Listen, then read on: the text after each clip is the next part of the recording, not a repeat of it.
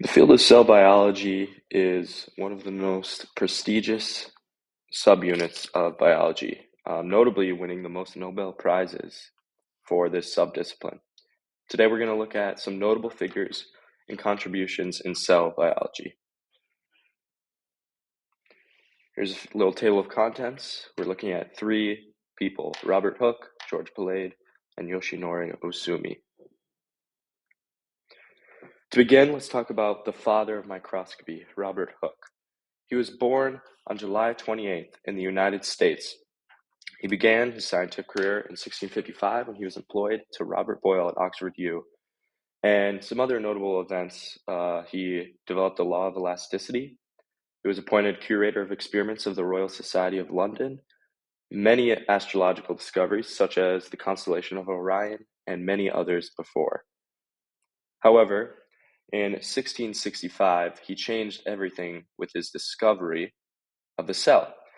He was given a refined design of the compound microscope, created by an expert craftsman, Christopher Cooke, and this microscope could magnify a specimen up to 50 times its regular size, something that was very uncommon for the day. It was extremely well made.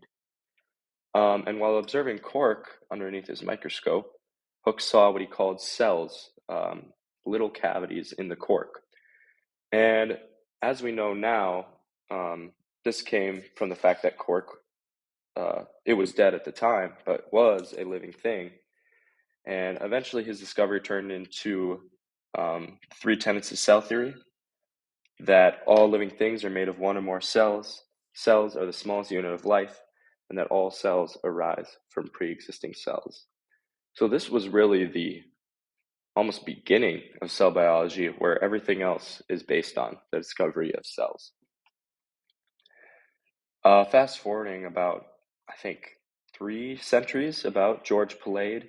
We're going to be talking about him, but also a notable figure is Philip Siekevitz, one of his collaborators and fellow researchers. You can see them on the left, both standing next to an electron microscope.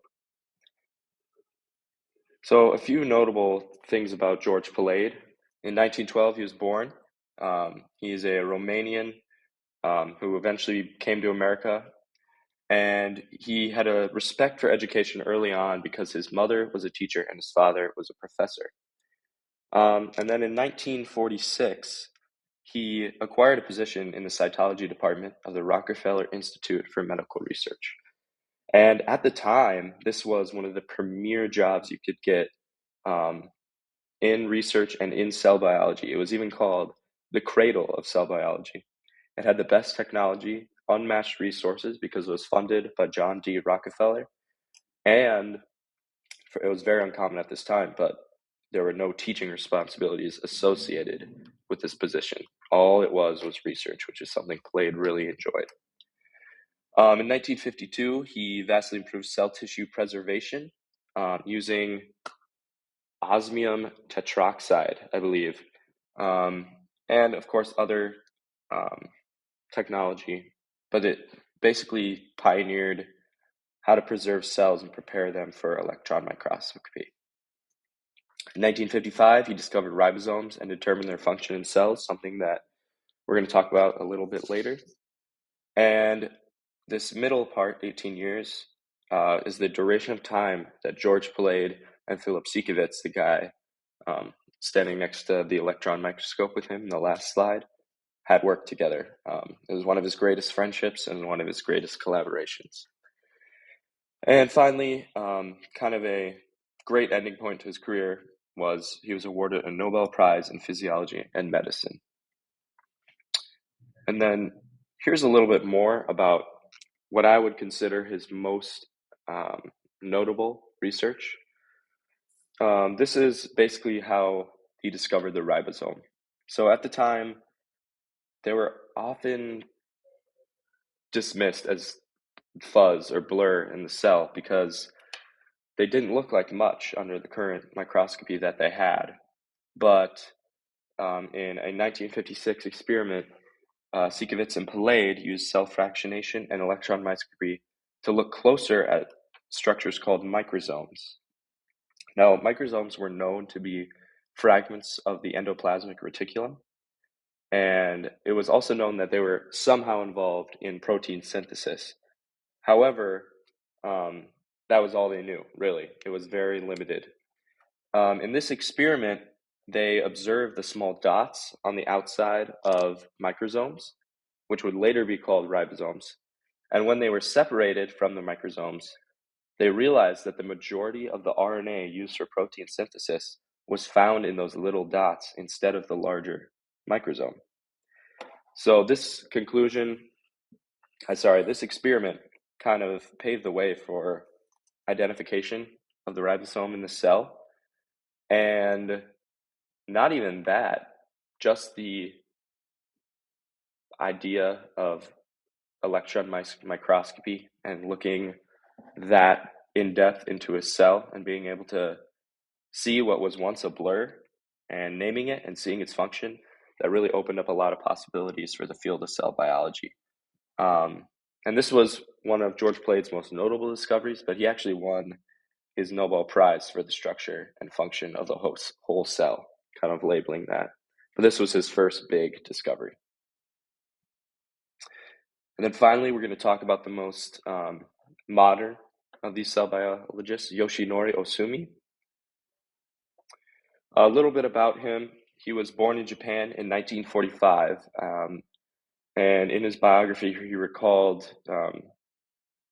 being malnourished and weak because of the poverty in his region, and that was in his family as well. And when he was born, his mother had fallen ill with tuberculosis, and because of their poverty, they did not have great access to medical care. And he recalls her being ill from when he was born to 8 years old. Because of his weakness and kind of malnourishedness, he was a more timid child. He didn't try sports, things like that. But his introduction to his passion, science, came from his older brother, who went to a university in Tokyo and would bring back assortments of scientific literature. That really stimulated his interest in science and eventually cell biology. And then, as you can see, these are images of his family in Japan and now his current family.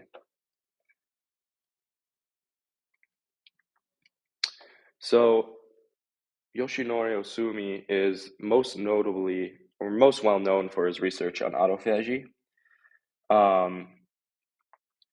And at the time, autophagy was thought to be a random cellular process that occurred when cells were deficient in nutrients, and it was not known to be regulated by genes. However, in Ohsumi's 1992 experiment, they utilized mutant yeast cells that lacked proteases. This caused the buildup of proteins in vacuoles when they were also in conditions where they were starved of nitrogen. Using microscopy, they observed these bodies called autophagic bodies. And a few key findings were made from this process. One, that genes do regulate this process in cells, something that was not known before. And the second big one were that simply autophagic bodies were visualized. They had never really been visualized in yeast before. And since they were able to be seen in these mutant strains, their pathways were mapped out and they were better understood. So yeah, that concludes this video. Here's a few references and also timelines for the duration of these three men's lives. Ohsumi, I believe, is still doing research. I do not think he's retired, but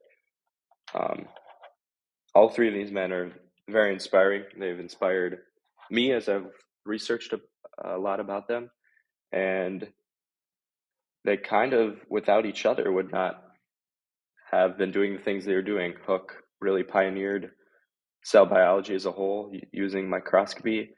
Palade helped identify certain portions of the cell, notably ribosomes, and Ohsumi, the most recent, really helped understand the process of autophagy. And thanks for listening. And yeah, thank you.